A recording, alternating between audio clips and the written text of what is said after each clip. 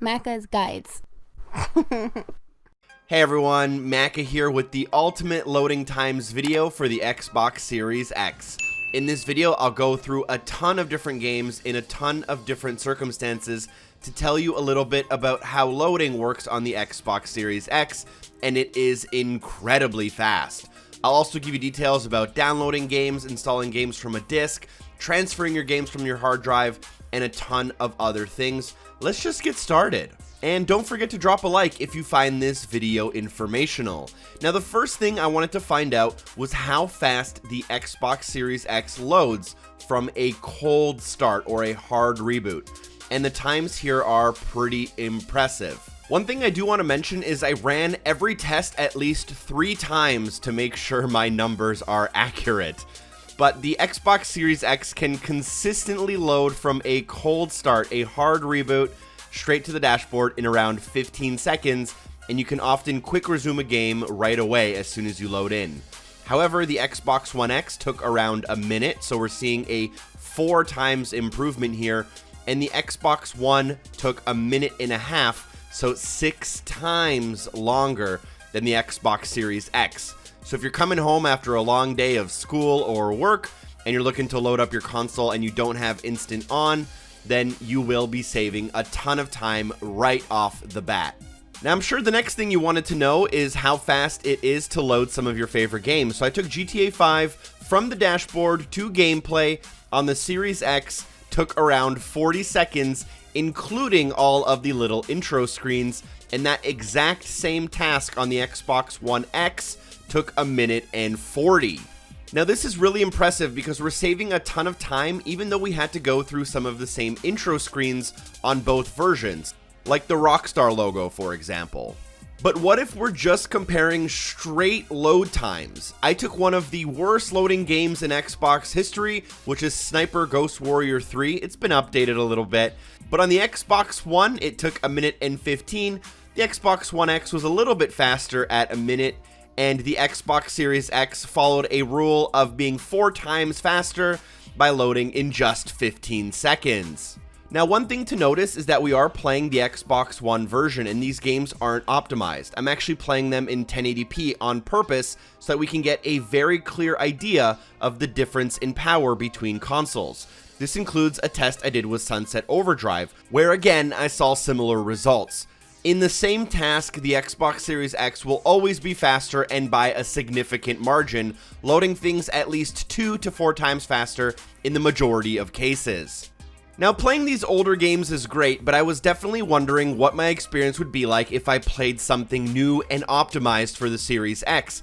And surprisingly, in a game like Forza Horizon 4, I actually saw the same trend of loading times, even though the Xbox Series X version is loading a better game with higher graphical settings. It's important to note that the Xbox Series X version is running at 4K 60 instead of 4K 30, and all of the presets are what the PC would call Ultra, whereas on Xbox One X, things are significantly tuned down. Unsurprisingly, this rule also extends to a game like Gears 5. Again, these are 3 different versions of the game.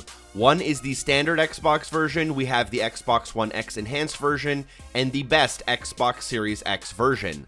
Each version is loading something slightly different, but we're still seeing those trends of faster load times, which is really awesome. What this means is that as games get better and better, hopefully load times don't get worse and worse. Even after giving the Series X a disadvantage, we're seeing those great numbers. And we can thank the fast SSD as well as the CPU in the Series X, which is improving these times drastically. Now, Xbox has also made a commitment to backwards compatibility, so I wanted to test some of those games as well. And these results were a little bit more of a mixed bag because of how these games are optimized. But in the case of Red Dead Redemption, the first one, I found that my Xbox Series X was able to load the game in half the time of the other consoles. The reason we're not seeing as drastic an improvement in this as in some of our other tests is because these games just aren't optimized for next generation hardware.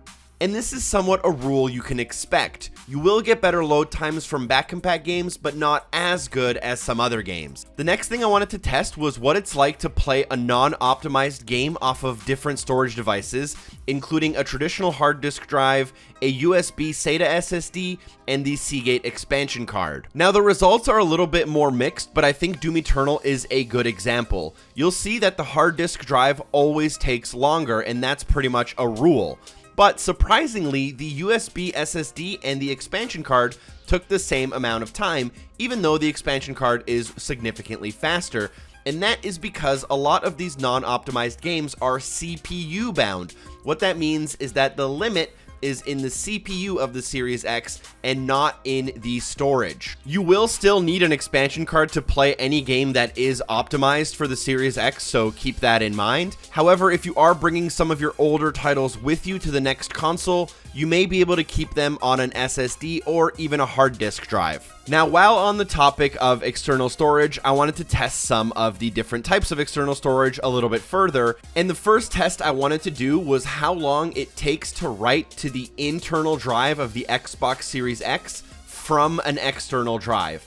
And I picked Red Dead Redemption 2 as it was about 100 gigs in size, and that makes for easy math if you're trying to calculate a rate. Unsurprisingly, the hard disk drive took forever, and the SSD took a little bit less, and the expansion card was the fastest. So if you're writing to your internal drive, you may want to keep some of these numbers in mind, especially if you're bringing over a large library.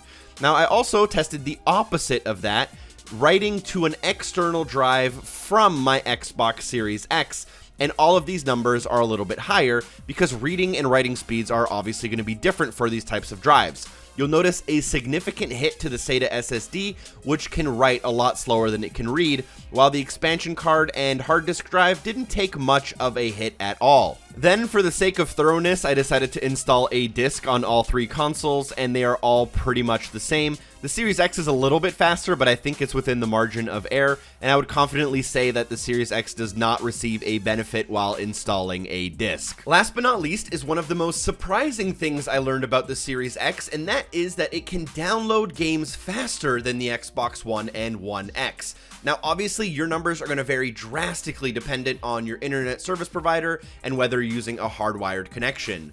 But I, on the Xbox One X, averaged between 220 and 250 megabytes per second, while on the Series X, I averaged over 300, meaning I got an almost 50% increase in download speeds. And when I did a little bit of research, this is likely due to the CPU power that the Series X has above the other consoles. Do you think there's something I missed? If so, make sure to leave a comment and I'll either make a follow-up video or reply to the most common ones. And don't forget to drop a like and share this video with a friend. I hope you enjoyed it and found it informational. Special thank you to everyone on Patreon for supporting the show, and hopefully I see you next time. Peace!